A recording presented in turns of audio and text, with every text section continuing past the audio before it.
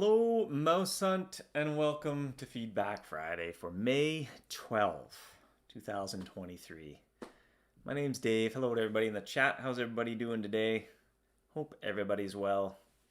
Arctic, welcome in. Math, nice to see ya. Furon, welcome. The gauntlet tier is so difficult. You're running the King's Gauntlet? Yo, Jack, welcome in. Nice to see you. Jack's wasted no time. Feedback for the new areas. You have a gatekeeper and a keymaster, but no Ghostbusters references. Uh-oh. We'll have to slide over the mausoleum for a quick minute to bust some ghosts, maybe. KDM, hello. Arctic, hello. Kame, hello.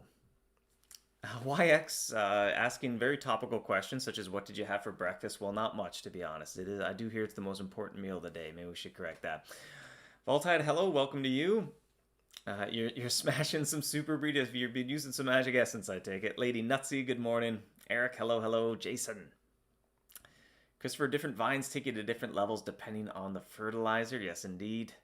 Happy Friday, right back at you, Rubber Soul. I think I'm saying that right. Hello to you. Welcome in. Hank, morning to you. Hey, Scribdev, nice to see you. Hello to you. Nathan, hello, friend.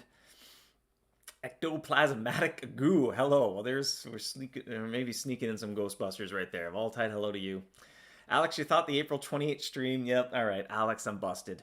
I'll blame maybe some of the UI there, or maybe I was also having a conversation while I scheduled Feedback Friday. For about 5 minutes, it was titled April 28th, I think yesterday morning, but I picked up on that. Yeah, a couple people spotted that, pointed that out to me. Me and calendars, eh? My Achilles heel. Sean, good morning to you as well. New location is awesome. Soothes your troubleshooting brain and casual brain, yet love it. Okay, all right. Well, that might be a good segue here. Norm's going to join me as well, and we'll dig into the Bountiful Beanstalk a little bit. Script, congratulations. You got the Gilded Stairs just in time for the Beanstalk. That's not a bad idea. That probably means you might have a pretty good prestige base if you've made it to floor 100, depending if you're an Umbra or not. I'll bring in Norm. Hello, Norm. Good morning to you. Hello, everyone. Thanks for having me back, Dave. Yeah, so you become quite the regular here on Fridays.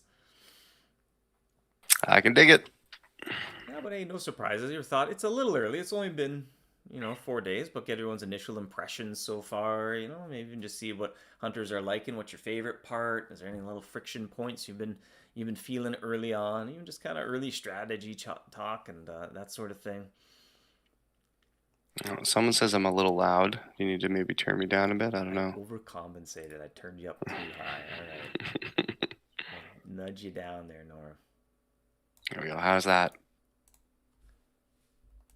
How well I can see the... Oh, that's cool. Live dropping your volume a scooch. Nice.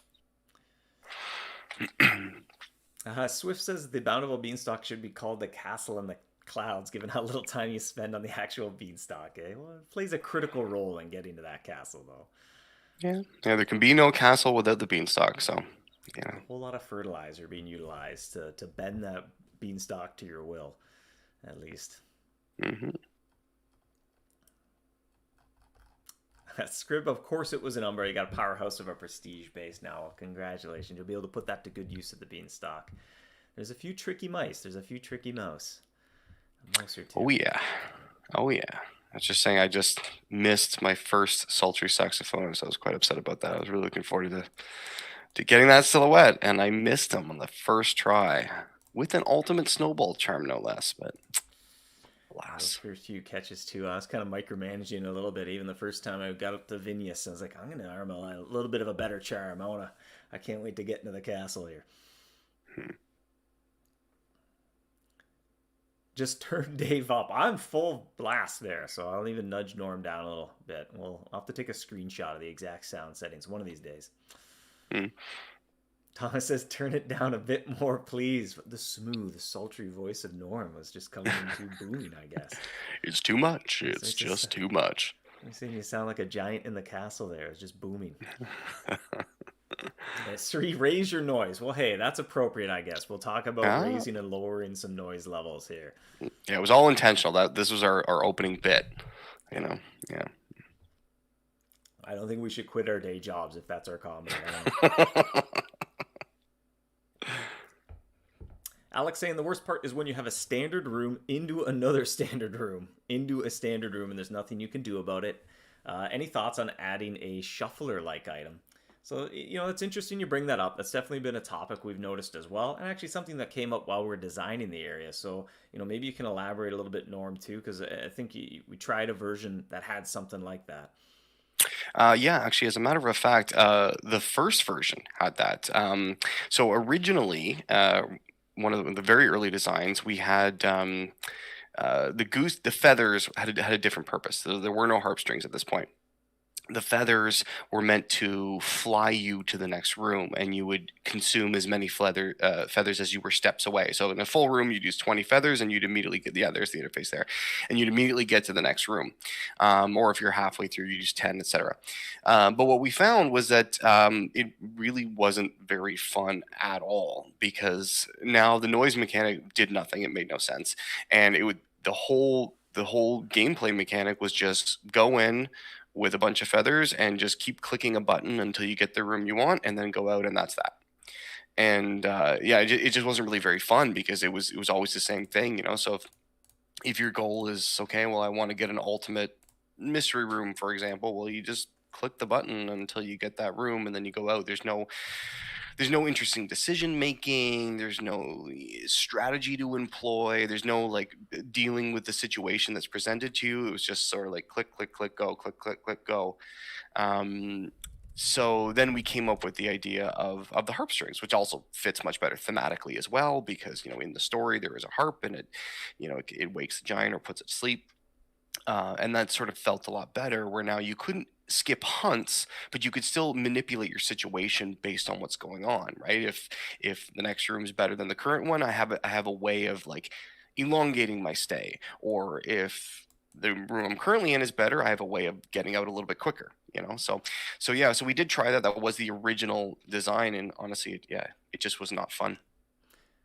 Yeah, I think that's kind of what it come down to, right? It got very repetitive. You'd go in, you'd just shuffle or whatever you want to call it to get that room. Then you do 40 hunts and you'd bail. It's just that over and over and over again. So this felt a Yeah. little bit more dynamic.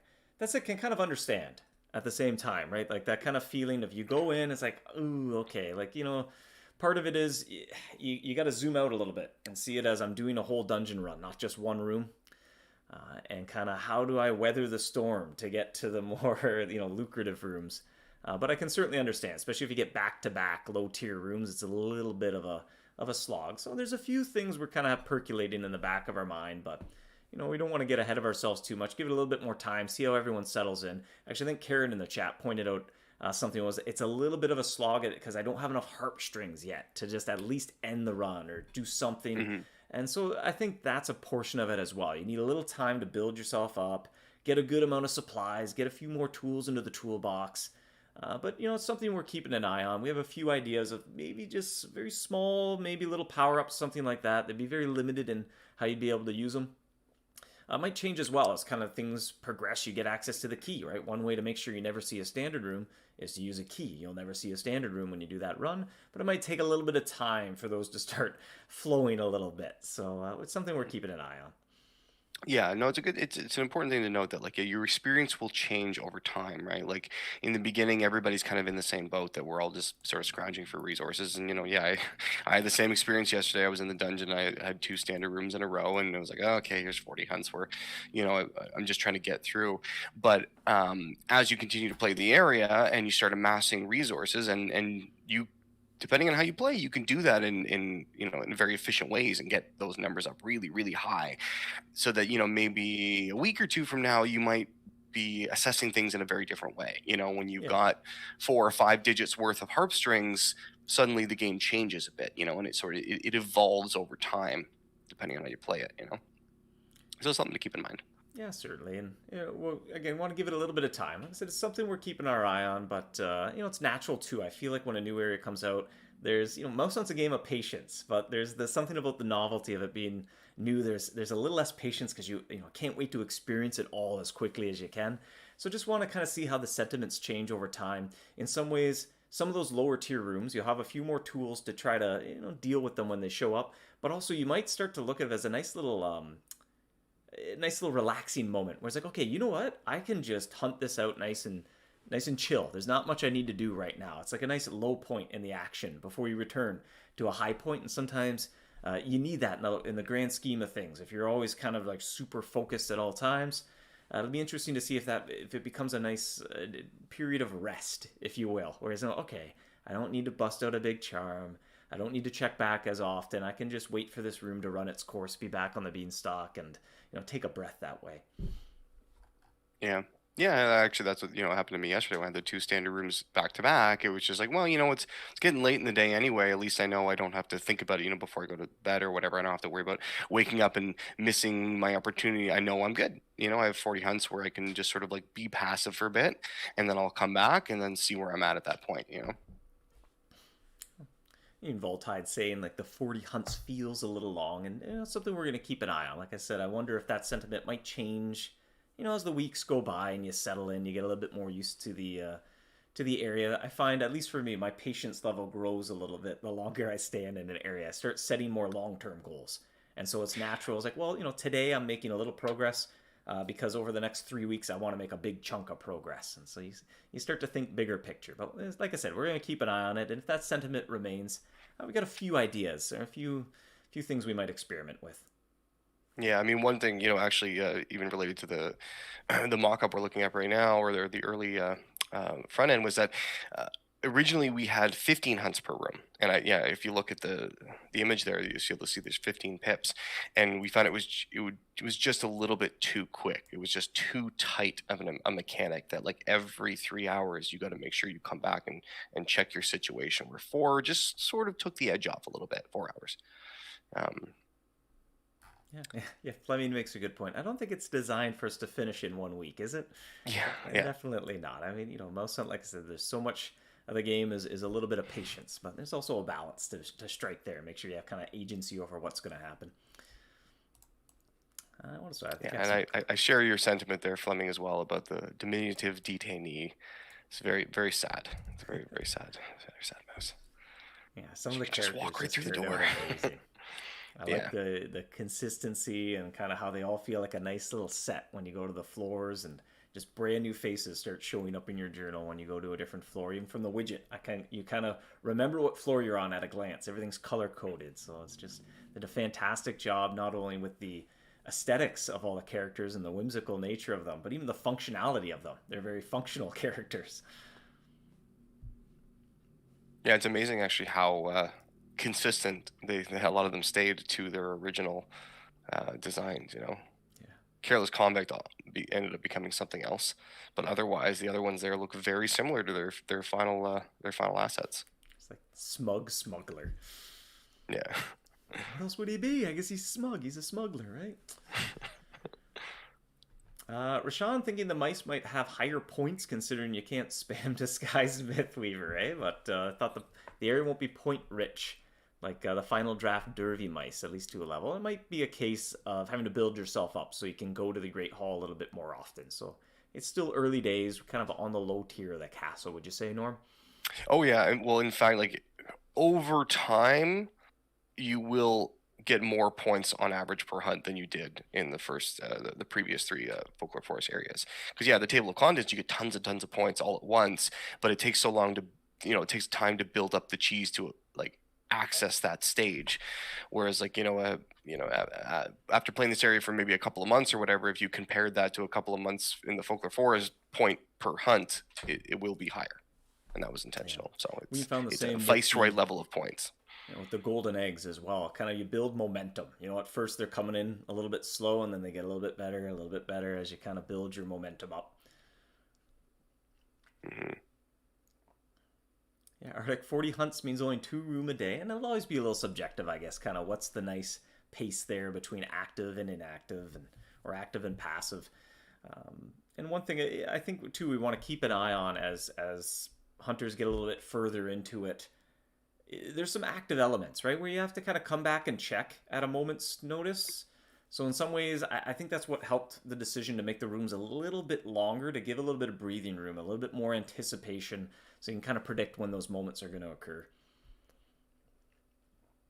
But, just it's a bit of a throwback to some other areas as well. Kind of, they're slow and steady.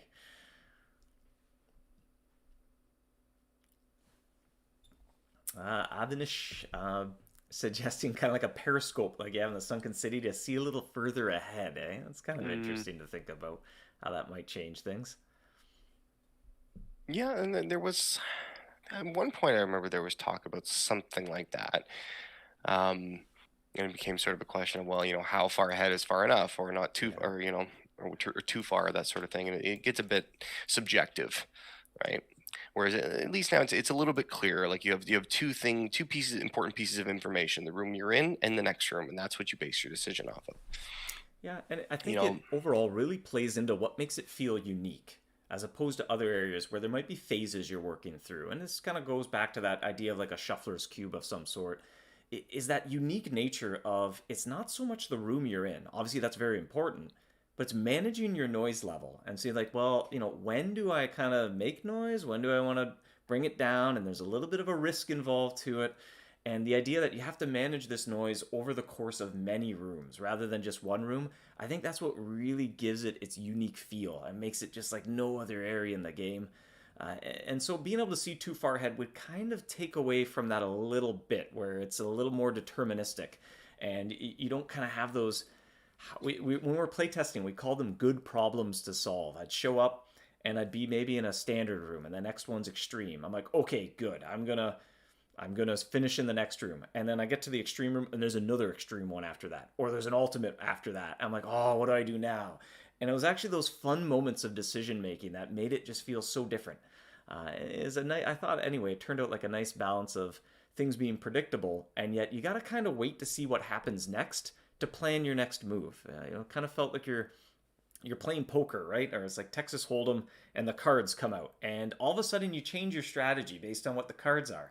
And then the next one comes out. He's like, "Oh, well, okay, that I wasn't expecting that to happen. I think I got to change my strategy a little bit." And I think that's what makes it fun and interesting as you go. Is you're just constantly making little decisions and just tweaking and tuning what you want to be doing at any one time. yeah, and that was a really important part of the design for us too. Was that like you would have to adapt your strategy. You might go into the dungeon or the ballroom assuming like, okay, my goal is to get this. I'm here for ruby beans this time. But then an ultimate harpstring room pops up. As the next room, and now I need to adapt to this situation. I'm like, I'm taking a bit of a turn here, but it's for the best, right? It's a good problem to have. Like a better situation has presented itself. I need to rethink that, and it's nice. It's like dynamic decision making, right? So, yeah, I like to think that's something we pulled off pretty well. Yeah, exactly. It kind of, I always got excited when I went in thinking I was going to do one thing. And then based on the way the rooms played out, I was like, you know what, I'm going to do something else. And I kind of got a little satisfaction of being able to sort of adapt based on, what the castle was going to give me. Yeah. And it's there's also a thing that's nice too about like every 20 hunts you get a new piece of information, which is the next room, right? Whereas if you could see too far ahead, if you could see 4 or 5 rooms ahead, it wouldn't be quite as interesting as every new room. I get to know what the next room is going to be, and then make those decisions at that time. Why exit might be a little early to already be asking for a mini event in the area. I would think it's a little early for that. We'll kind of let um, things settle in. We'll maybe let somebody capture the giant at least once before we start thinking mhm, about any sort of mini event to it. At least get maps in there. mhm, I have all tied the noise mechanic. You feel it might be a bit underutilized. It'd be interesting to see if you change your mind as you get a little further into the area. It certainly matters in that last room. But like I was saying earlier, there's certain risk to it, to letting it go up too high.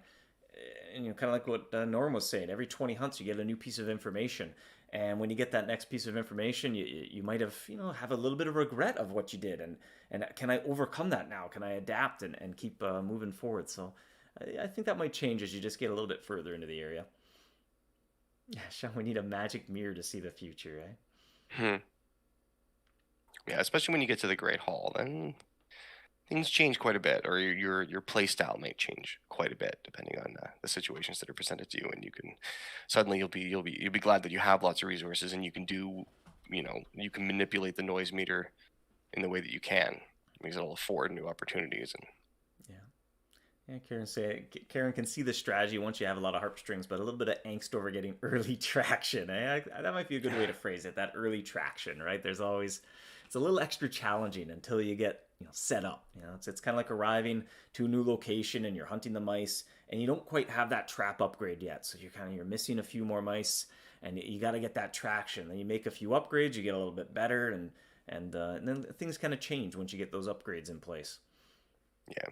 Yeah, and that sentiment makes perfect sense. Absolutely. I mean, ultimately the area's only been out for a few days, right? But it's, we already feel like, oh, we can't wait to get there, and there is kind of a nice, one of the things that I liked about this area is that there is a little bit more of a lead up, right? Whereas, with the folklore forest, like on day one, people were getting to the Mythweaver using bait cubes and stuff, which is fine. But there's a little bit, the nice thing is that we can build a little bit more of excitement. Like nobody's caught the mythical giant king yet. I mean, it's going to happen soon. It's going to be, fairly soon. But there's, we're all in those early exciting stages right now. We're all sort of in it together in that sense. Yeah, it's a nice slow, steady pace, but one that builds. Like I kind of like how you build momentum as you go. Your Hmm. stash of cheese begins to grow. You start to have more options available to you. The harpstrings start adding up. Especially that first time you're looking down, it's like I have too many ruby beans, and then that ruby room remover is a great way to find some harpstrings. And now all of a Hmm. sudden you've got too many harpstrings and not enough rubies. Well, okay, I'll go and find some good ruby rooms then. And you take all those things to the Great Hall and turn them all into eggs. Karen asking if there's going to be more than one way to get a golden goose other than the shop or the marketplace. We'll just kind of let's see everything play out. I don't think anyone's found a goose yet, or even a significant portion of eggs. So maybe we'll just wait and see how that all plays out. Mm. Yeah, Jack, you see, Jack kind of gets what we're saying, but seems like you need a lot of momentum before you get to that point. And fair enough, it's been 4 days, though. And Mouse Hunt's a game you play over the course of weeks, months, and quite frankly, years. So, although no one area maybe is meant to be years, we'll kind of give it a little bit more than 4 days, and that momentum will start to kick in, I think. Yeah, absolutely. Yeah, Swift kind of comparing it to Folklore Forest, kind of getting those more tangible upgrades, and maybe that's fair as well. When you see those upgrades in the original three Folklore Forest areas, there's that goalpost, and you can kind of ahead of time see I'm going to be that much better when I get there. This one's a little more open ended, a little more subjective, right? Of you just kind of naturally start to get better at the area as you get your resources and better tools built up, but there's no sort of check mark or there's not this goalpost of when I get here I will be stronger. So could have to be something we have to kind of see how it plays out and wait a little longer to see if those sentiments remain as the weeks roll by.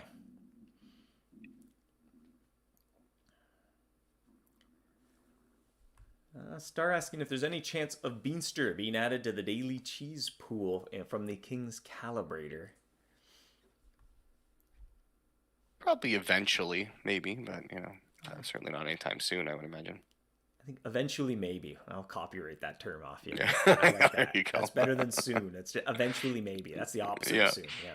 there you go. We added cheesecake not too long ago, and it's just the type of thing. It comes a little bit later on, just as the areas kind of age and there's stuff after it. It's just one little, very small dial you can turn just to help people who started the game later just kind of catch up a little bit without completely removing sort of the achievements that or the sense of achievements or the challenge of older areas because you can only pick one thing at a time and so it's typically something we just add a little bit later down the road.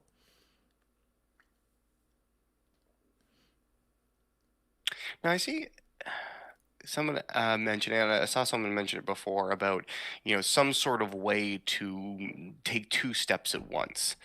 It's interesting thought. It's something I thought about as well. I'd be curious to know, like, if there was a mechanic like that, where some sort of power up or whatever it would be, where you could take two steps at once, but you missed the loot from the step you skipped over. Would you still want that?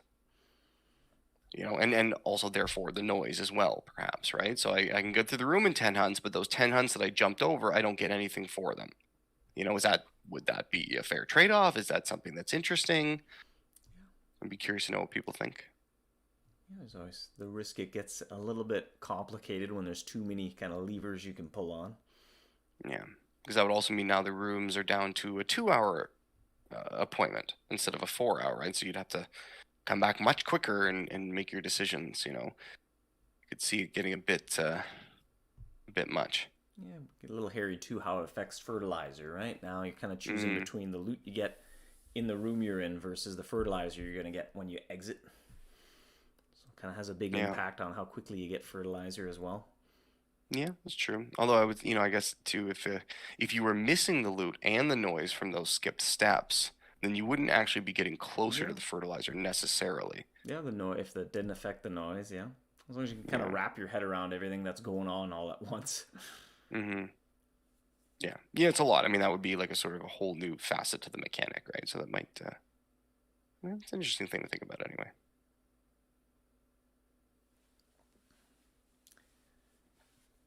Yeah, I see a little bit of love for that kind of idea. I think the underlying sentiment is kind of just something you can throw at a bad room. Seems to be the underlying sentiment. Other Hmm. than a key, obviously, a key will remove all the bad rooms from your whole entire run. Hmm. Yeah. And it's a Yeah. little early on to kind of see where those kind of land in terms of them coming in, and maybe people haven't gone all the way to the top to kind of see how all the keys play out and when they might want to use them. But a little bit of agency, and like I was saying earlier, I can kind of understand you're put in a situation and you didn't really have any control over what room's going to show up. So I can see anytime you feel like you're not in control, right? Like you're not steering the ship, you're not driving the car.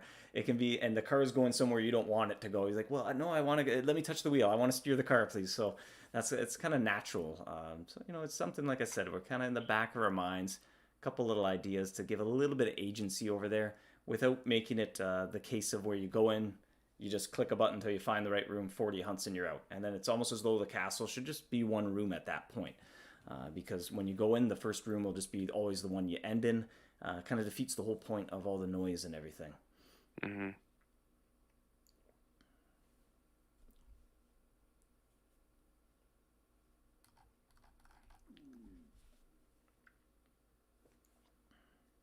Yeah, and script saying like a room scrambler side of like in the labyrinth. We touched on that a little bit earlier. Even showing kind of an early prototype of it or an early version where we did have an item that would let you kind of skip rooms and how it just dramatically changed things. And all of a sudden, the noise meant absolutely nothing anymore. And you could, Hmm. with that ability, you could remove the noise bar and basically make, the whatever room you want to finish in 40 hunts, and it played the exact same way. So it's kind of well, you either need that or you need the noise. Was kind of a had to choose between the two. Yeah, and as I said, when we played this version, it just was not fun. It was It very just felt like pulling a slot machine. It was just keep clicking this until I get predictable the and thing I want. yeah, repetitive, right? You kind of knew Yeah. exactly when I plant, I'm going to click this button until I see something, and I'm going to hunt, and then that's it. To the point where whatever that shuffle item cost, it could have been something to make cheese, and then you just hunt another tier of mice, and they give you the loot, right? Because there's kind of removed all the sort of dynamic decisions you'd have to make, and it was just one Mhm. resource into another resource.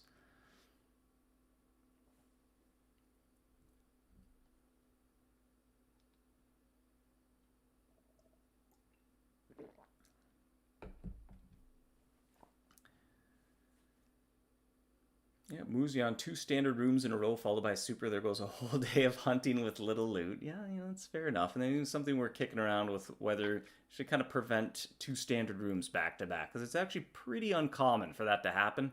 So it doesn't even change the balance of things too much, just to prevent them from showing up back to back.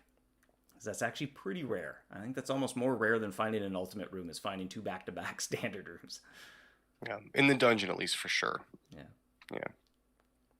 The ballroom's a bit of a different story, but remembering too, Hmm. that's the function of the key. The key removes all standard rooms from the whole run, so I'm gonna just we keep it in the back of our minds. We want to see how the sentiments land as the days and weeks roll by, and people kind of build up their stash of supplies a little bit more.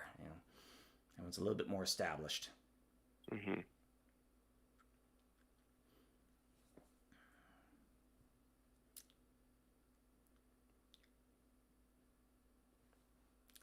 I thought I would like to see a way to shorten the giant chase, trying to end the run rather than a way to skip steps. That's probably the most rewarding part of your run, though, if you play your cards Hmm. right. So I don't know about that.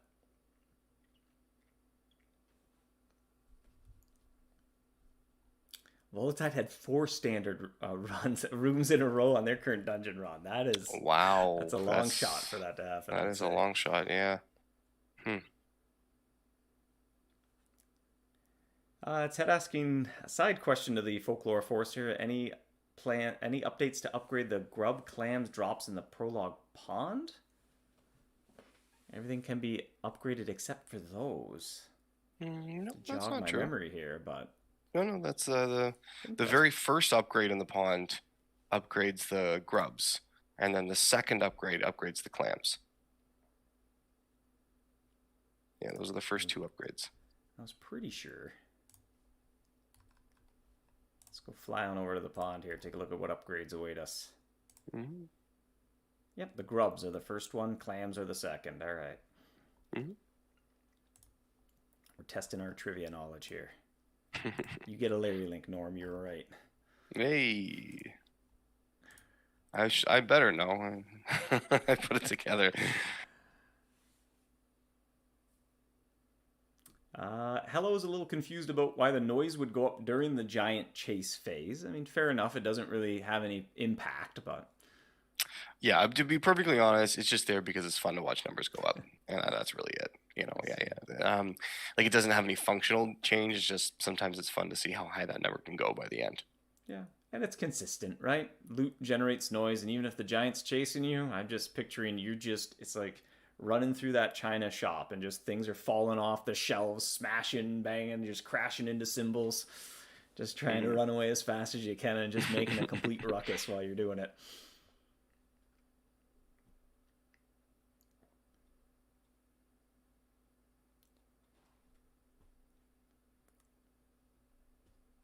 Yeah, Joel's saying, maybe more keys rather than adding more mechanics. And, that's good food for thought as well. Just kind of tuning what's there versus just adding more. Because sometimes that can make things, you can cross the line from complex into complicated.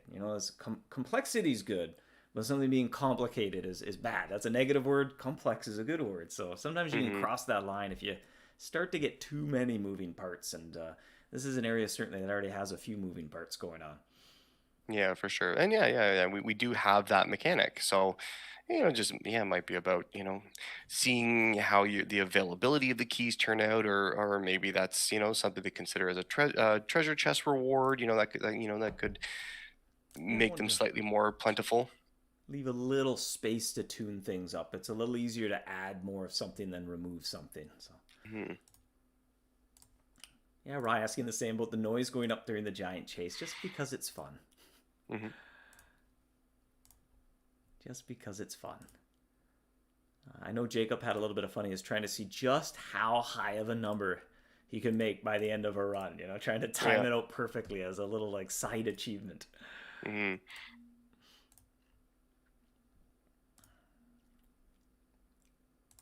Yeah, Ashley, like in being there, done that. Yep. Okay. That's what you could name something if you're going through a room. You skip a Mhm. room because you've been there, done that. Oh boy.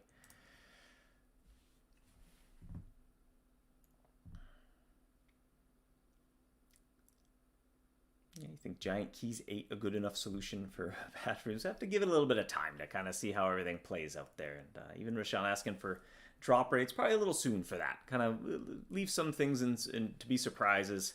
I don't think anyone's gone through the whole area quite yet. So 4 days in is probably a little bit too soon to kind of remove any surprising elements. Mhm.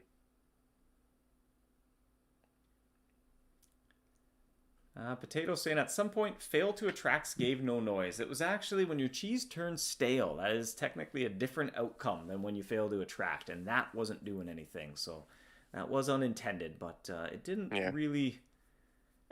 Typically we don't really want to encourage somebody to sit there with radioactive blue and be hunting in the beanstalk. It just feels a little bit odd. So Yeah. Yeah, it was just an oversight. I guess it was something we never we didn't I think to test was intentionally using the wrong cheese in the area, so um Reaper, I don't know if it's a serious suggestion. You read somewhere that a goose on average has around 50 feathers. I would say a goose would have more than 50 feathers. I don't know. That doesn't seem like very many feathers. Would it be possible to smash a goose into 50 golden goose feathers? I think that might break everything instantly. Feathers give you geese. yeah. So the geese gives you feathers to get more geese. Things might get Yeah. exponential in a hurry. Yeah. Oh, We're yeah, already Jonathan gluing the actually eggs pointing together out. to Oh, sorry, go ahead. I just made a joke that we're already gluing the eggs together to make a goose, you know. But Jonathan actually pointed out something that kind of came up too that we jotted down. One, the plant interface. We might kind of rework that a little bit. And I'm sure everyone's kind of gotten the hang of that interface by now, but good to know for the next generation of hunters coming through the area. We probably want to tweak that a little bit so that the plant button, I think a lot of players instinctively clicked it like it was a continue button or a close, dismiss the interface, and accidentally went in when they didn't mean to. So I think we might add two options there, sort of a cancel and a plant, and maybe even a confirm step on that. And unless anyone can think of good objections to that, realistically, you plant 1-2 vines per day, right? So I don't think a confirm step is too cumbersome there, considering how infrequently you do planting. yeah, and the note about mentioning that you'll when you come out of the castle you'll start at the beginning of a new beanstalk zone, like that would probably be a good thing to go into the confirm box. So I select my vine and I hit plant and it says, "Are you sure? Because when you leave, this will happen." So it seems like a pretty natural flow. Yeah. But, Actually, I'm maybe you sure can we'll work speak a with little it. bit because I know during playtesting we went back and forth a little bit whether or not the vine should be where you left off when you come back from the castle or whether it changes. And ultimately, in the grand scheme of things, once you got the hang of it, we prefer this vastly, right? Maybe you can shed a little light on why you restart your bean zone and why it's randomized every time. Yeah, the reason was because if you kind of need a way we needed a way to re-roll that in a sense, right? In that, because if you, let's say you leave the castle and you come back to the vine and you're stuck with two standard rooms back to back, if it always brought you back, then you were just stuck there, and you have to go through those 40 hunts no matter what. And if you get to the point where you need magic beans, you just have no choice. Whereas in the castle, you have some more choice, right? You can play harp strings to increase the noise, or use a higher tier cheese to increase the noise to get out faster. So when you're staring at two standard rooms, you don't necessarily have to go through both of them. Now, again, of course, in the early game where you don't have as many resources, you have fewer options. But as you move along, you'll be able to get to a point where it's like, oh, I don't like this room. Well, I've got the harp strings. I'm just going to get in, get out.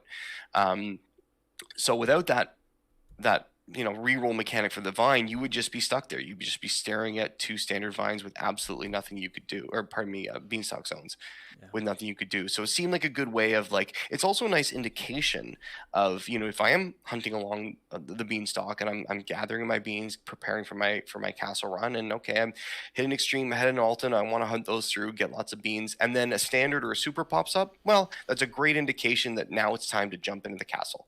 And when you come out, see if there's something better. So it's a nice, Yeah. nice kick to sort of like, hey, time to go. Once I got established, if I end my castle run and I was in a super or worse on the beanstalk, I'm going straight back in. Otherwise, I'm going to take my time and maybe do that zone. And even later on, when I had more beans built up, and then I'd be like, you know what, extreme isn't even good enough anymore. I'm going to wait to see if I land on an ultimate. Then I'll stay. Otherwise, I'm going straight back into the castle. But as my Mhm. bean supply dwindled, then I'd start to get excited by the extreme rooms again on the stock. Yeah. Reaper asking if there's any plans to let us retreat a run without refunding the fertilizer and all that. I think we touched on that a little bit earlier. No immediate plans, and probably not a retreat, but it's something we're going to keep an eye on. We're going to let a little bit more than 4 days go by and kind of see what the sentiment from players is in the medium term. There's a couple ideas kicking around about how to add a little bit more agency to the castle part. But we kind of want to have a light touch there and kind of wait to see how everything plays out once everyone's gone through the whole thing a couple times to see how sentiments change. Yep, Fleming gets it. I love the way it is now since I can bail on a bad vine. Yeah, it's a nice little moment. You're almost rewarded for having a few extra supplies on hand because you don't get stuck on the vine that way. You can skip the bad zones. Yeah. Yeah, Grant would have been nice to know because I planted at the end of a beanstalk run instead of catching the mouse there. Yeah, it's a little tricky and it's tough. It's always tough to find that right balance. Because if you try to get all the information right at the start, it's very overwhelming. So in some ways, you have to pick and choose what's that critical stuff you need to know to play versus what's okay to learn as you go, because it's natural to sort of learn while you experience something. A metaphor or a comparison I often make is you're sitting down to play a board game, a tabletop game, and there's three people that have never played it before.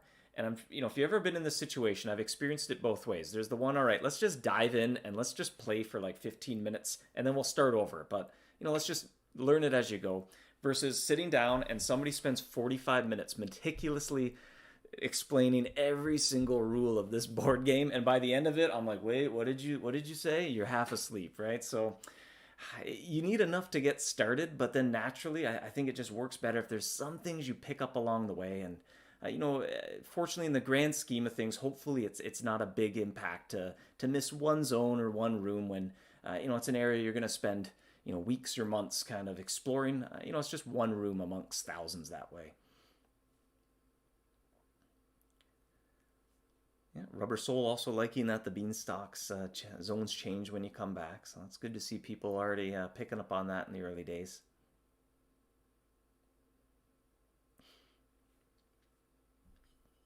Fleming's confused on how you currently have 5 million points in your Viceroy in here. Yeah, we often start with a low number. When we're playtesting, it's easier to see how many points in gold we've earned after a certain period of time, so it just makes it a little easier for the math.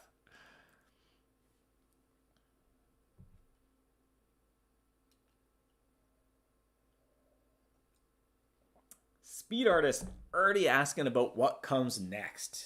Do you want to get into that at all, man. Norm, or save that for another day? No, not right now. It's been 4 days. I'm bored of Something. stock. What's next, Norm? Yeah, something is coming next. That I can say definitely. There will be something that comes next. You heard it here first, folks. 2-3 there in the chat if you're just joining us. That is one thing we noted down, is adding a confirmed step to planting. So this was kind of good food for thought. I think most active players have learned this by now, but it's good for the next kind of round of players who come up, make Viceroy and go through this.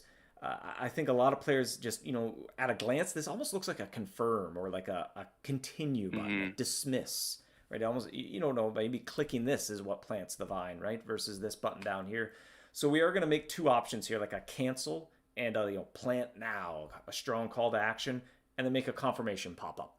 And unless any player can think of a compelling reason why a confirm would be annoying there, you only do it once, maybe twice a day. So I think it's pretty safe to add a confirm step. Yeah, and it's one of those things that it seems really obvious in hindsight for sure, right? And part of when you're building and designing an area, you get so familiar with it that it can be very difficult to see the obvious things sometimes, right? Because like we built this interface and we used it hundreds and hundreds of times that you forget that what it would be like to experience this for the first time, and something as obvious as a confirm step can kind of slip by because, hey, everybody on the team knows how it works, everybody who's playtesting knows how it works, so you just sort of forget about that thing. But yeah, for sure, it makes perfect sense. We can definitely include that. And you need those fresh eyes. I often say, we spent a couple months playtesting with a team. There's maybe 20 people going through it, right? That's a lot of time on testing it out and playing everything.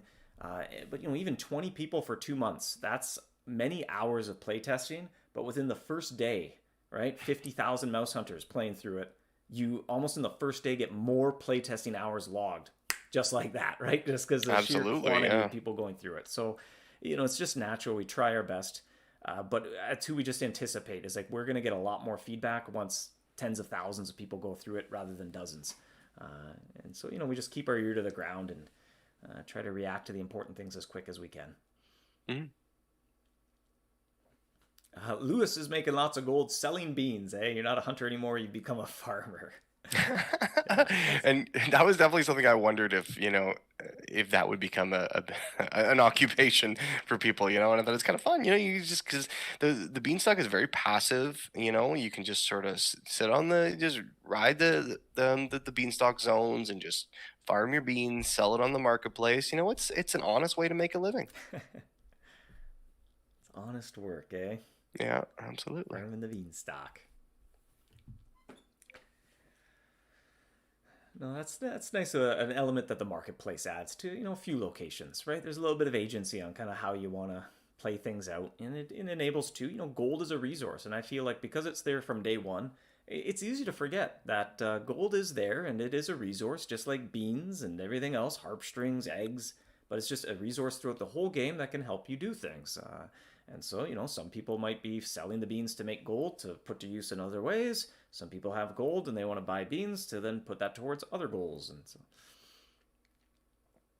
even I often forget, every single mouse you catch gives you a little bit of gold. So even some of those tradable items that you're looking to loot in an area, it's almost as though every single mouse gives you a percentage of that if it's something that's on the marketplace. If it's, you think about the Sunken City, predatory processor, you can buy it with sand dollars. And so, that's more obvious that every time I find a treasure zone, I'm getting a piece of a predatory processor. But then, in the grand scheme of things, every time you get gold, you're getting a piece of that as well because you can buy it off the marketplace.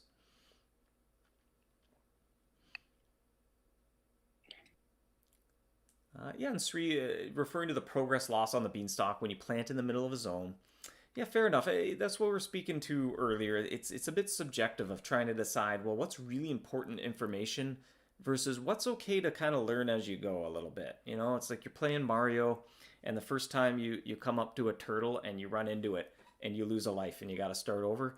Does the game need to pause and say, hold up, so this is a turtle, careful, don't touch it or you're going to lose a life? Or is it okay just to run into it the first time and then the second time you don't do that again? So it's always a balance versus feeling like it's you're playing through a tutorial versus you're allowed to explore the world, make a few mistakes, but learn from those mistakes. Yeah, and you tend to learn a lot better that way anyway, because often the pop-up comes and how many times you just click next and not read it, right? So, there's some situations where even if you had the information in front of you in plain text, you probably still wouldn't absorb it, right? Yeah. But Learn by doing is a lot more compelling. So it's just, yeah. what's the important vital information versus, what's okay. Like I said, in the grand scheme of things, it's just one zone. So you're going to be going through thousands and thousands of zones. So, as the months roll by, you'll probably think like, well, that one zone wasn't that big of a deal. Peter's been parked at the beanstalk so far. Yes, very passive. Peter, do I take it you haven't gone into the castle yet? You've been farming some beans. Clay has a strategy question here. Why would you ever want to increase your noise? And Norm, you can speak to that. I had the same sentiment when I first started going through things. At the beginning, anyway, why would I ever want to do that? But at the end, maybe you do start to want to do that. Oh yeah, absolutely. Because I mean, it's getting like deeper into the castle or further into the castle isn't necessarily better. You're in there to get a resource, ideally. Like when you first enter a floor, you're looking for a resource, whether it's one of the beans or harp strings or whatever. So you want to just go as far as you need to, as in like to find the room that's a good room to end on, because the whole noise mechanic all revolves around the idea that like that boss chase gets you the extra times two multiplier. So the better the room, the better your final room is, the better your final 20 hunts of cash out is going to be. So it's not about trying to go as long as you can. I mean, in the Sunken City, you can just sort of keep going deeper and deeper, and the zones get better and better as you go deeper. So that it's understandable you want to just sort of keep going, but that's not the case here. You could get the best room in your very first room could be the best one, or it could be your fifth room or your 10th room or something like that. And another thing to consider is that fertilizer is a very important resource as well. So let's say, you go into the ballroom and you've got lots of ruby beans and you've got lots of harp strings. In that case, you're probably here for the fertilizer, in which case you want to get out as quickly as possible. So I want to max my noise so I don't go into the second room, because then it's just 40 hunts to my next fertilizer and I can cycle it again. So all the different choices should be based on what do I need at any given time. Okay, if I need rubies, then I'm looking for an ultimate ruby room. If I need harp strings, ideally I'm looking for an ultimate harp string room. And if I need fertilizer, I'm looking to get out as quickly as possible. Yeah, situation here. I was trying to set this up, so I definitely did not hunt in a very ideal manner. But say you're in this situation right here. It's like, well, the next room isn't as good as the room I'm in. I'm deciding I want an extreme mystery room because the giant chasing me is going to give me double loot. Well, I can play the harp loudly, not softly. And now I'm guaranteed to end now. So this is just kind of nice. I can close to the end. I want to turn this on here. Now I'm getting 64 mystery loots per hunt. Yeah, this is a perfect example where my current room, your current room is better than your next room, so you want to finish now and take advantage of the situation. That sort of, all sort of leads into this of what we're sort of going for, right? Is like dealing with the situation that is presented to you and making the most of it. You have agency to make this your final room, providing that you have the resources to do so. Oh, Peter's working on a silver of Vinius. All right, that's a good little goal. Cool. Set. Yeah. Actually, what's nice if you silver it, which is 100 catches, right? I'm not completely off base here. That's silver crown's 100, right? You'll have 100 fertilizer, right? So that's kind of an interesting little pace to go through. Now you might have a few bad beanstalk zones along the way, but you'll have a crown to show for it. Yeah. You probably will have an awful lot of magic beans by the time you get to that 100th Vinius. You'll be set for a while. You'll be able to coast. Dave, can you hunt in the Great Hall for us, eh? Do we want to poke our head in or no? Well, I mean, without hunting in it? You could. I would don't show them the Mythical Giant King though. That's you have to wait on that. Show up unless we make some noise. We'll be quiet. Should we go up and just be real quiet? Yeah, why not? Just tiptoe a little bit. Yeah, yay or nay? Anyone gonna say no in the chat?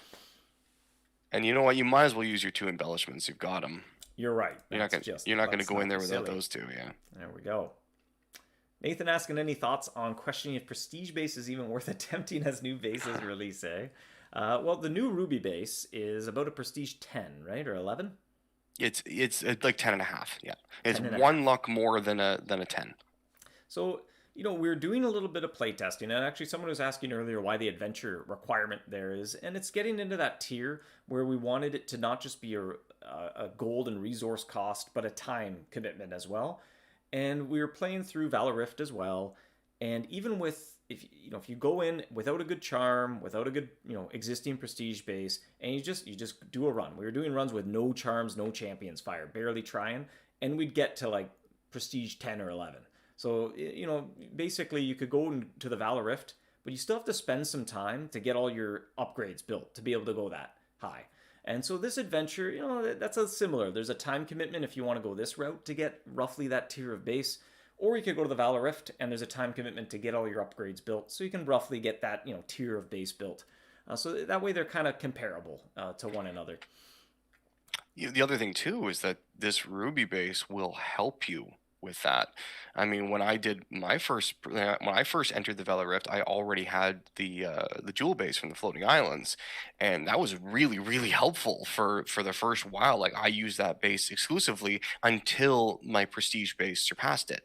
So I mean, I don't know how many hunts that was, but it must have been at least the first month and a half or so, at least. And now this one is significantly more powerful than that. So you take this base to the Valor Rift, and you'll have a great head start. Yeah, and your prestige base can still there's that opportunity to go higher than the new Ruby base for sure. Oh yeah. All right, well, I got a lot of goes in the chat. Joel said no. There's only one no. Well, avert your eyes. Spoilers, light spoilers ahead. All right. We already showed the HUD 2 weeks ago on Feedback Friday, so you're not going to see anything that wasn't on Feedback Friday before. We're just going to go in just to experience living in there. I got an extreme room. I'm set here. Good thing I used that key. No standard rooms for me. Good thing. That's right. That key is worth its weight in gold. Huh? That's a lot of noise. I'm going to be very loud when I hunt. Oh yeah. Oh. There you go. Let's see if I can actually catch it. I knew it. Yeah. He's tough. The Pernicious Prince is rather difficult. We're creating some decibels here, though. All right, you may want earplugs in. Okay, much like going to a rock concert. Be careful. You don't want to leave with tinnitus. Fleming, you like that, especially since you don't have Valor Rift anywhere close to a proper prestige base. So it's another option. That said, the Valor Rift, the prestige base has a lot more potential than this Ruby base if you want to go seek that out. So, and don't forget, the prestige base has the Rift Stalker and Rift Walker set bonus, which This, It's pretty gem huge. themed base that's being upgraded will not have a rift set bonus on it. Mm-hmm.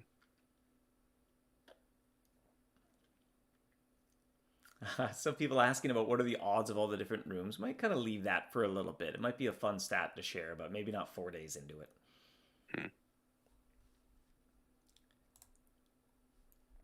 I do love these early sketches of the rooms. Even the perspective of making the player feel small in this Hall of Giants was awfully fun. Mm-hmm. Yeah, that was a really cool idea. Yeah, you get to feel what it's like to be the mouse, right? Well, shall we head on over to the trivia? Quar, Is that time for Quar? quar. This Let's do week's trivia question, and Norm, you get full credit for coming up with the trivia question this week. it. Mm-hmm. It's always a noodle scratcher. What mouse dropped the Royal Ruby Bean during the pre-release of the Bountiful Beanstalk? Let's see who remembers. I remember the answer. I thought I forgot for a second. No, I can retain that knowledge for 60 minutes. All right, beautiful. It was not the Bitter Grammarian. That is incorrect. I know. Fleming's excited for the Quar. Keem, can you share the effectiveness of the mice? We might let hunters discover that on their own. So we're only 4 days in. It was not the Norm mouse. I'm not familiar with that mouse. No, they're all the Norm mouse as far as I'm concerned. That's when I play the game. That's how it is. Not the Bitter Grammarian. Not the Brothers Grimmers. Wasn't the Mythweaver. Wasn't Hans Chiesensin. There's some hard to pronounce puns in here. Yeah, I know. You're narrowing it down though. Not too many left. There we go. I think Yurashiro was the first to think, wait a minute, that's in a news post somewhere, isn't there? Actually, no, it isn't in the news post. No. This is a good trivia. All right. No. Full credit. I looked up the code just to make sure I was accurate this morning before telling you this. So there you go. It is indeed. I have a typo in the name. Look at that. Oh no. Madame Dormouse. Oh. Medane. Medane.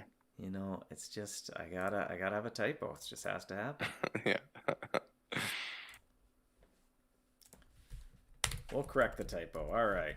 And I'll put this link in chat for your clicking convenience. Madane. Yep. Calendar dates and spelling are my Achilles heel. I'll bring Norm back here. All right. All right. Send to go claim those beans. Can never have too many beans. Keep the beans coming. Mm-hmm. Farming those beans. It is indeed, there are 10 magic beans on the other end of that link. Straight from Larry the Friendly Knight. He's doing friendly things. Mm-hmm. Jonathan can't figure out the effectiveness. The min-lucks are too high. They're kind of a doozy up there, that's for sure. Yeah. Oh, yeah. And long term, no immediate plans, but we're kind of slowly building up this wish list. And we kind of want to bring that into the game itself. But anyway, maybe I shouldn't even speak that far ahead of planning. But it might be interesting to see what hunters think about. On the mouse profile page, you just see the min-luck of each mouse. Obviously it's dependent on the power type as well. There's kind of some UI stuff we got to figure out. We kind of think we want to incorporate that, and even long term, the trap effectiveness meter needing a bit of an overhaul. Now that might be definitely on the long term roadmap, but want to incorporate min luck right into there. Want luck to actually show on the effectiveness meter, and then you get kind of a little symbol saying like, okay, you can no longer miss this mouse, and that'll probably help new hunters as well, kind of determine power versus luck, and the never ending debate. Yeah, because you also have to explain what min luck is, right? For those who don't know. I mean, I know when I first started playing the game, I had no idea just how important luck is. It took time to figure that out. Yeah, wisdom and setup points too. That too is on the long-term roadmap. We're going to put all 3 stats on the HUD, and naturally points might become a little less important. I didn't even try, and I just said important instead of I can't even say it. That's it. It's gone. My brain has been rewired. It's like that pun is too good. Important is no longer a word. You have to say important. Yeah. I got to sound my horn though here. I'm using the widget. Somebody beat me to it.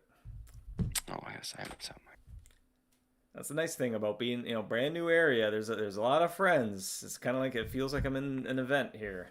It's hard to get to Mm-hmm. my horn first. Ah, the cell sweeper.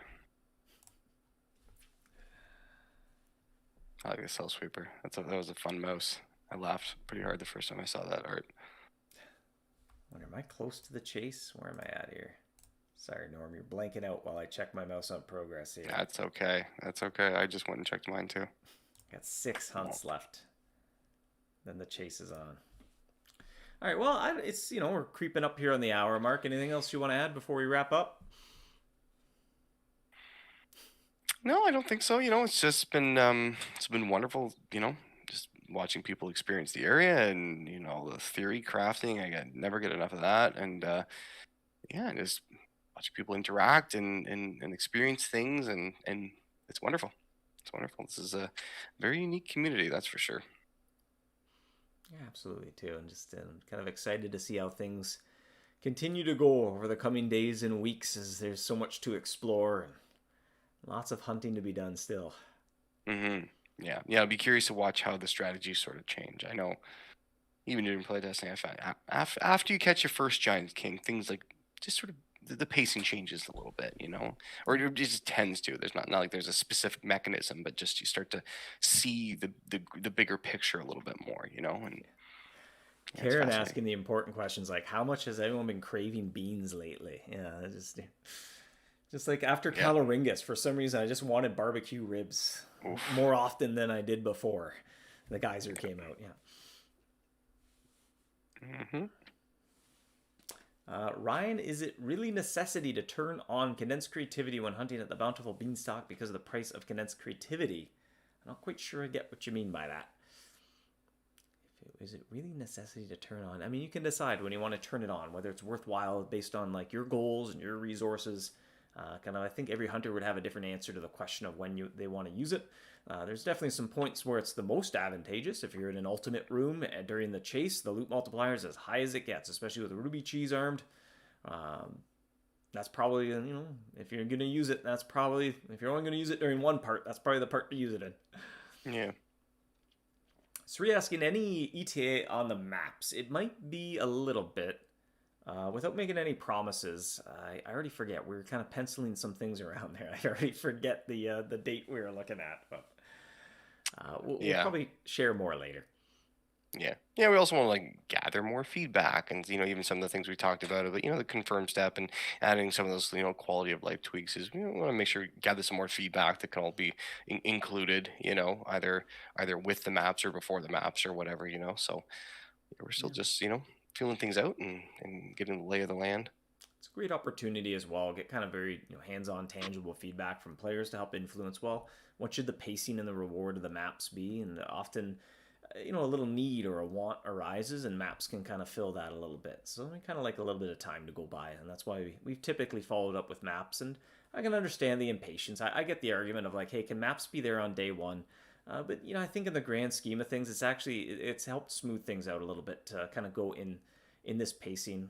Not to mention as well, if the map's there on day one and you kind of don't know how long it's going to take, to finish or to unlock the ability to hunt all the mice, you might start a map and then be like, oh, you know what, this is going to take me a few weeks to finish. I wish I didn't start it. So it Hmm. gives everyone a little bit of a learning curve as well, get a sense of the difficulty and the pacing of an area before they kind of commit to starting a map. There's a lot of questions about why the noise goes up during the chase. It doesn't hurt anything, it's just for fun. So Yeah, just to that's it. see how high It's of a just fun. number you can get. And it keeps it consistent, right? The rules don't change. From the second you enter the castle to the second you leave, the noise goes up when you collect loot. Yeah, and Typically, it's the going up fewer twice rules as that high change, the because the better. giant stomps are really loud, right? Yeah, well, you're running for your life. I'd Yeah. make a lot of noise too. Yeah. Arctic is hoping that the next area will be Shadow. Well, you can earn a cool Shadow trap from here, so that would certainly be useful, eh? Fascinating. Yeah. Interesting thing to think about. For Sean wanting to complete the Great Hall, we'll leave that for another Feedback Friday. We'll make sure a hunter gets to experience and share that first. So we'll leave some Absolutely. spoilers unspoiled. All right, well, I think that's a wrap. Thanks so much for joining me, Norm. My pleasure. Yeah, and thanks for joining us, hunters, as well, for all the early feedback and sentiments, sharing everyone's impressions. Keep it coming. Like I said, we've had our ear to the ground, lurking through different Facebook groups, various channels on the Discord server, the fan page, just kind of, absorbing it all. So we'll be keeping our ear to the ground. Keep it coming. And definitely as we look forward to maps, trying to think what quality of life improvements. Does anything need to be tuned, tweaked a little bit here and there? We'll be keeping our eye open for that kind of feedback. So please keep it coming. It's much welcome and appreciated. Hello. Who's popping in? Did you hear that? Did you hear that?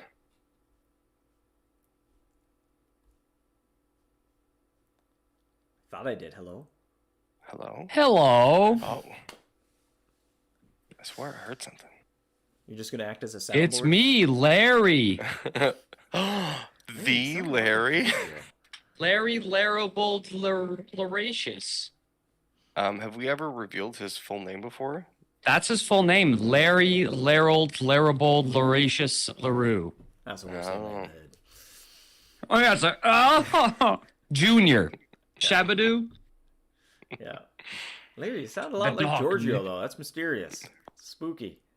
No, it's me, Larry. Giorgio sounds like me. Come to think of it, I've never seen Giorgio and Larry in the same room together. That's because Giorgio doesn't even exist. It's been Larry the whole time. That's what the suit of armor in his closet was all about. All right. It's all starting to come together now. Well, you're always eating a sandwich, too. Yeah, that's true. Always eating the sandwich. Yeah. That's true. All right, well, I guess we'll wrap up. We're going to go hang out with Larry for a while. Again, thanks for joining us, hunters. Have a fantastic rest of your weekend. Happy hunting, and good luck on the Bountiful Beanstalk. 2.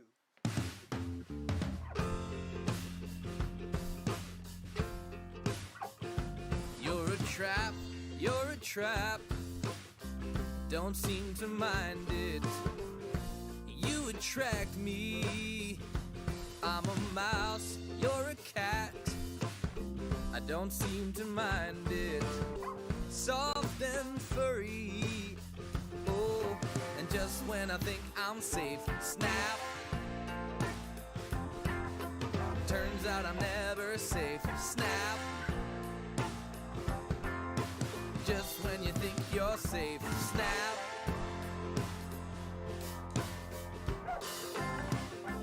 I come back. You don't seem to mind it, but I'm a fool. Broke my back. You don't seem to mind it, 'cause you're so cool. And just when I think I'm safe, snap. Turns out I'm never safe, snap. Ooh. And just when you think you're safe, snap. Turns out